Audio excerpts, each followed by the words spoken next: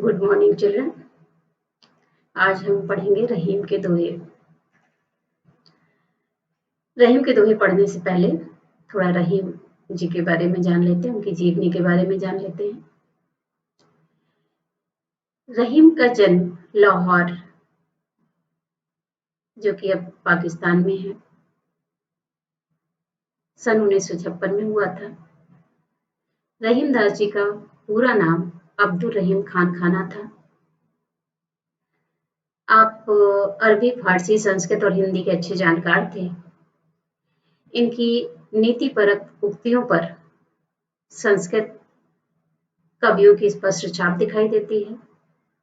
रहीम मध्ययुगीन दरबारी संस्कृति के प्रतिनिधि कवि माने जाते हैं।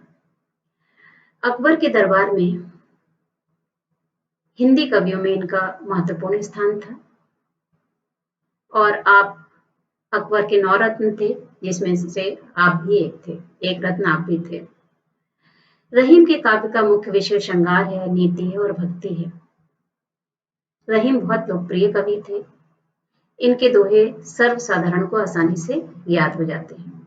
इनके नीतिपरक दोहे ज्यादा प्रचलित हैं, जिसमें कोई ना कोई सीख है, ऐसे दोहे ज्यादा प्रचलित हैं, जिसमें दैनिक जीवन के दृष्टांत देकर, उदाहरण देकर कवि ने बहुत सरल और सहज तथा बोधगम्य बना दिया, समझने योग्य बना दिया है। रहीम को अवधी और ब्रज दोनों भाषाओं पर समान अधिकार था। इन्होंने अपने काव्य में प्रभावपूर्ण भाषा का प्रयोग किया है। आपकी प्रमुख कृतियां रचनाएं रहीम सतसई, श्रृंगार सतसई, मदनाष्टक, रास पंचाध्यायी, रहीम रत्नावली, ये सभी कृतियां रहीम ग्रंथावली में समाहित हैं। प्रस्तुत पाठ में रहीम के नीतिपरक दोहे दिए गए हैं। ये दोहे जहां एक और पाठक को औरों के साथ कैसा बर्ताव करना चाहिए, हमें कैसा बिहेव करना चाहिए लोगों के साथ, इसकी शिक्षा देते हैं, वहीं मानव मात्र को करणीय और अकरणीय आचरण की नसीहत देते हैं। करणीय मीन्स जो करने योग्य है, अकरणीय जो नहीं करना चाहिए, उसकी शिक्षा भी देते हैं, नसीहत देते हैं। इन्हें एक बार पढ़ने के बाद भूल पाना संभव नहीं है और उन स्थितियों का सामना होते ही इनका याद आना लाजमी है, जिनका इसमें चित्रण है।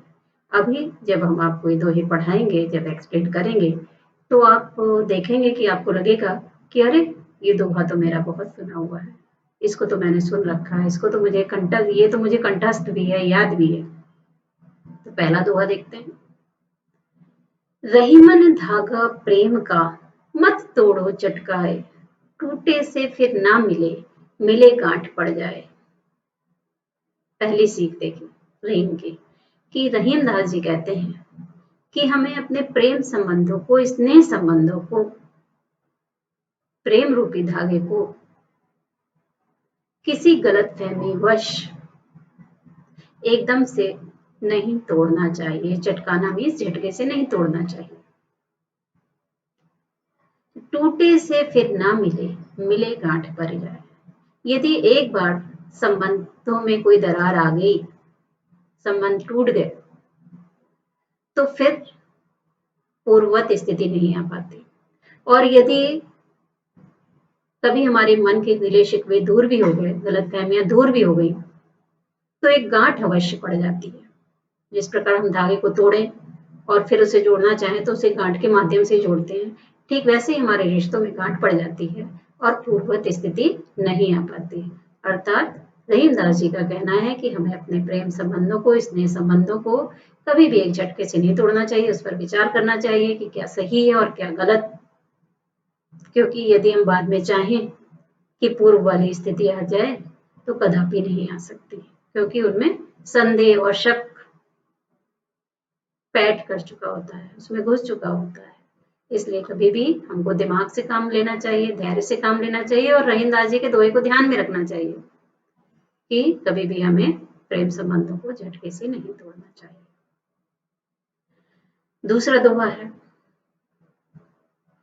रहीमन निज मन की बिथा, मन ही राखो गोए, सुनी अठिले हैं लोग सब, बाटी न ले हैं कोई।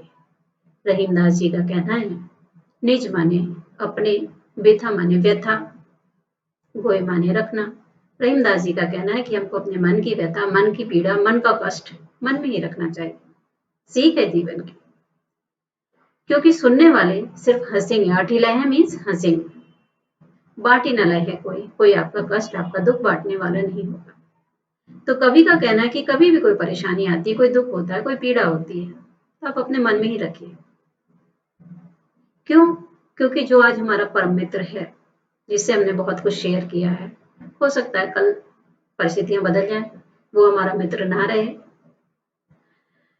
और फिर आपने जो भी उससे शेयर किया अपने मन की बात, वो 4 लोगों से और बताएं, और इस तरह आप मजाक का विषय बन जाए। तो कष्ट जरूर है अपने मन में अपनी पीड़ा को रखने का, लेकिन आप अपने मन में रखिए, क्योंकि हर कष्ट का निवारण समय के साथ हो ही जाता है, हर कष्ट दूर हो जाता है, परिस्थितियां बदल जाती हैं। इसलिए किसी को हंसने का मौका मत दीजिए, किसी को अपना मजाक उड़ाने का अवसर मत दीजिए। तीसरा दोहा है, एक ही साधे सब सधे, सब साधे सब जाए, रहीमन मूल ही सींचिबे, फूले फले अघाए। कवि का कहना है कि हमें अपने जीवन का एक लक्ष्य निर्धारित करना चाहिए। सब साधे सब जाए, जब हमारा एक लक्ष्य निर्धारित होता है तो सब अपने आप ही हमको सफलता मिलती जाती है।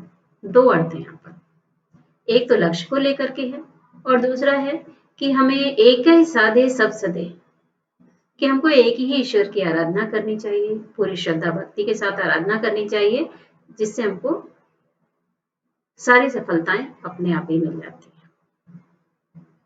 तीसरे अर्थ में, एक ही साधे सब सधे, कि हमको अपनी इंद्रियों को नियंत्रित कर लेना चाहिए, साध लेना चाहिए, उस पर कंट्रोल कर लेना चाहिए, सब कुछ हमारे अपने आप ही हमारे वश में हो जाता है। रहीमन मूल ही सींचिबो, रहीमदास जी कहते हैं, जिस प्रकार किसी वृक्ष की जड़ को सींचते हैं तो पूरा वृक्ष ही पुष्पित और पल्लवित हो जाता है, फूल आ जाते हैं, फल आ जाते हैं। ऐसा नहीं है कि हम एक एक पत्ते में पानी देते हैं, एक फूल पे पानी देते हैं, हम जड़ को सींचते हैं, और जड़ अपने आप ही ये पूरा अपना रस फल फूल तक पहुंचा देती है। तो हमको एक ही लक्ष्य को साधना चाहिए, जिससे हमारे सारे लक्ष्य अपने आप ही पूर्ण हो जाते हैं। हमको एक ही ईश्वर की साधना करनी चाहिए, जिससे हमको सभी ईश्वरों को, सभी का आशीर्वाद एक साथ मिल जाता है। इसी तरह हमको अपनी इंद्रियों को अपने वश में करना चाहिए, तो सारा संसार ही हमारे नियंत्रण में आ जाता है। जिस प्रकार जड़ को सींचने से पूरा वृक्ष ही पुष्पित और पल्लवित हो जाता है। अब यहाँ पर उन्होंने, कवि ने चौथे दोहे में चित्रकूट के बारे में बताया। चित्रकूट वो पवित्र स्थल है, वो शांत स्थल है, जहां पर अवध के राजा श्री राम वनवास जाते समय कुछ समय के लिए रुके थे। तीर्थ स्थल भी है चित्रकूट। चित्रकूट में रमी रहे रहीमन अवध नरेश, अवध के राजा राम चित्रकूट में कुछ समय के लिए रुके थे। उन्होंने वहां पर आराम किया था, कुछ समय के लिए विश्राम किया था। कवि का कहना है, जा पर विपदा पड़त है सो आवती है देश। जिस पर कोई विपत्ति आती है, जिस पर कोई कष्ट आता है, कोई पीड़ा होती है, वो व्यक्ति इस तीर्थ स्थान पर अवश्य आता है, इस जगह पर अवश्य आता है, चित्रकूट में अवश्य आता है, ताकि उसके मन को शांति मिल सके। नेक्स्ट दोहा, दीरद दोहा अरद के आखर थोरे आही, जो रहीम नट कुंडली सिमट कूद चढ़ जाए। इसमें दोहे का महत्व बताया है कवि ने। उनका कहना है, यद्यपि आखर माने अक्षर, थोड़े मीन्स थोड़े, आही माने हैं होते हैं, और अर्थ माने अर्थ। कवि का कहना है, यद्यपि दोहे में बहुत थोड़े अक्षर होते हैं, लेकिन उसके अर्थ बड़े और गंभीर होते हैं।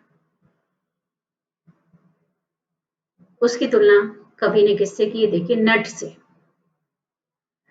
नट को आपने देखा होगा, सड़कों पर अपने करतब दिखाते हैं, छोटे से गोले में से निकल जाते हैं, लोहे के तार में से निकल जाते हैं, रस्सी पर चल के दिखाते हैं, तरह तरह के करतब कर लेते हैं, शारीरिक करतब कर लेते हैं।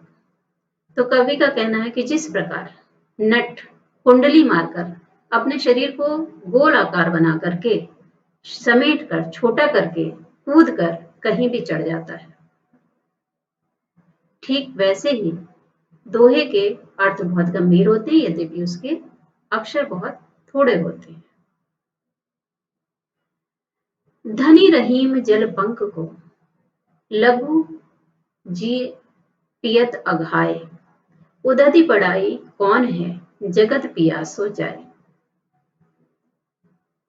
कवि ने बताया है, समुद्र के बारे में बताया है कि रहीमदास जी कहते हैं, धनी माने धन्य, पंख माने कीचड़, लघु माने छोटा।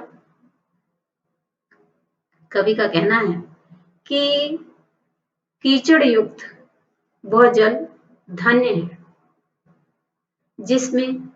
जिसको पीकर छोटे छोटे जीव, जिए माने जीव, अपना जीवन चलाते हैं, जीते हैं, जिनको जीवन दान मिलता है, वो कीचड़ से युक्त जल धन्य है। उदधि बढ़ाई कौन है, समुद्र की कौन सी प्रशंसा की जाए। उदधि माने समुद्र, जगत प्यास हो जाए, जहां से पूरा संसार ही प्यासा चला जाता है। आप गए होंगे, समुद्र भी देखा होगा, आप ऐसे ऐसी जगहों पर गए होंगे जहां पर आपने समुद्र देखा होगा। क्या कभी आपने समुद्र जल पिया है?